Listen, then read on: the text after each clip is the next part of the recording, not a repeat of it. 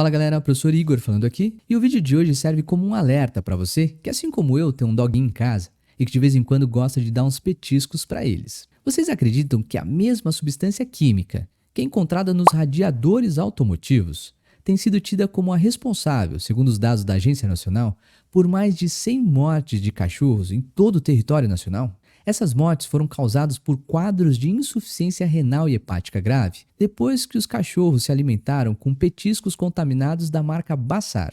Mas como é que esses petiscos foram contaminados pelo líquido que é encontrado no radiador do carro e que é extremamente tóxico não só para os animais, mas também como para nós seres humanos? A indústria alimentícia, ela tem uma série de artifícios químicos que ajudam os produtos industrializados se tornarem mais atrativos e saborosos para o nosso consumo e também para o consumo animal. Imagine um bolo pronto. Você não vai querer que esse bolo seja duro, seco e esfarelento, né? É por isso que na composição do bolo, a indústria adiciona os chamados aditivos alimentares. E um deles é conhecido pela sigla E1520, que é o propileno glicol, ou também conhecido como propano 1,2-diol. Esse composto ele é classificado como um diol, ou seja, ele apresenta dois grupos OH que são as hidroxilas. E estas hidroxilas conseguem realizar grande quantidade de ligações de hidrogênio com moléculas de água. Se você não sabe sobre as interações intermoleculares, como é o caso das ligações de hidrogênio, eu vou deixar aqui o link da aula na descrição desse vídeo que eu comento sobre este assunto. É como se o propileno glicol ele atuasse como um grande ímã para moléculas de água. E, consequentemente, ele consegue reter as moléculas de água na massa desses produtos industrializados. Então, os bolos, pães, panetones, aqueles molhos prontos que a gente utiliza para temperar a salada, mas também cosméticos como shampoos, sabonetes, cremes dentais, todos eles têm na sua composição o propileno glicol, que é conhecido como um agente umectante, por ele conseguir reter grande quantidade de moléculas de água através das ligações de hidrogênio, então assim ele é classificado, um agente umectante. Mas a questão é, você já deixou o like nesse vídeo? Eu sei que o assunto ele não é muito legal assim, mas somente com a divulgação da química e também sabendo como é que ela atua no nosso dia a dia, que a gente consegue entender problemas como esses. Então deixa o seu like que eu vou entender que esse assunto é relevante para você e faço mais vídeos como esses. Ah, e não se esqueça de se inscrever também.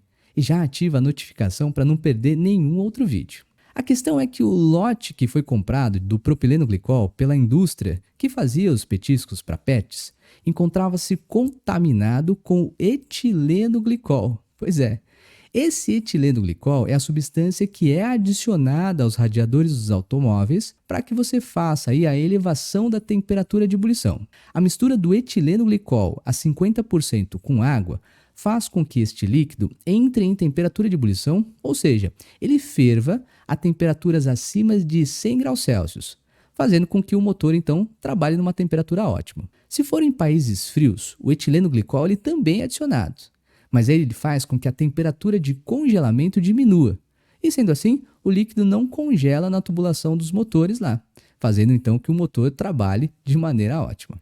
O etileno glicol, quando ingerido, gera acidose metabólica, que tem como produto final o oxalato de cálcio, que é a mesma substância encontrada, por exemplo, nas pedras nos rins. Esse composto, o oxalato de cálcio, ele causa a nefrose, ou também chamada de necrose tubular, que pode levar à morte, que é aí justamente o que causou a morte dos cachorros. O mais intrigante é que a empresa que vendeu o propileno glicol, que a gente pode ingerir numa boa, e que estava contaminado, na verdade, com o etileno glicol, esse sim extremamente tóxico, fica na região de Minas Gerais. Mesmo estado da cervejaria Baker, que em 2020 esteve envolvida em problemas de contaminação da sua cerveja com o dietileno glicol, que é um parente próximo do etileno glicol, e que também causou problemas sérios à saúde de quem tinha ingerido essa cerveja. Inclusive, esse assunto foi tema de uma questão da Unicamp. Eu vou deixar o link dessa questão aqui na descrição desse vídeo. Coincidências ou não, esses fatos nos deixam alerta aos modos de fabricação de produtos que nós consumimos no nosso dia a dia. Falando em risco de produtos químicos, eu vou recomendar aqui um vídeo que eu fiz falando sobre a mistura de produtos químicos e como eles podem ser prejudiciais à nossa saúde, levando até a morte. Espero que você tenha gostado desse vídeo e que ele tenha sido relevante para você. que esses assuntos de química não sejam tão complicados e consigam te ajudar nas escolhas do dia a dia. Eu te vejo numa próxima.